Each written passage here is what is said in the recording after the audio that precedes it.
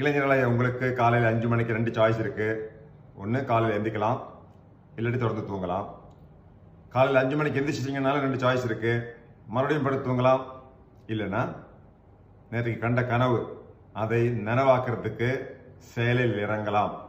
You can chase the dream. அதுக்கு நீங்கள் 3 முக்கியமான விஷயங்களை பார்க்கணும். ஒன்று, எந்திரிச்ச பிறகு நம்ம என்ன சிந்திக்கிறோம். நம்ம என்ன சிந்திக்கிறோமோ அதாகவே மாறிவிடுவோம். எனவே ரொம்ப உயர்வாக சிந்திக்கிறோம். இன்னொன்று, நம்ம என்ன உணர்கிறோம், வாட் டு வி ஃபீல். நம்ம என்ன உணர்றோமோ அது நம்மை கவர்ந்து இழுக்கும்.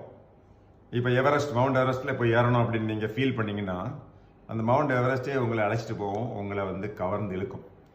இன்னொன்று, நீங்கள் என்ன கனவு காணுகிறீர்கள், என்ன கற்பனை செய்கிறீர்கள், அதை உங்களால் உருவாக்க முடியும். ஸோ பெரியதாக கற்பனை செய்ய வேண்டும். ஸோ நல்ல சிந்தனை, நல்ல உணர்வு, நல்ல கற்பனை, இவற்றையெல்லாம் செதுக்க வேண்டிய முக்கியமான நேரம்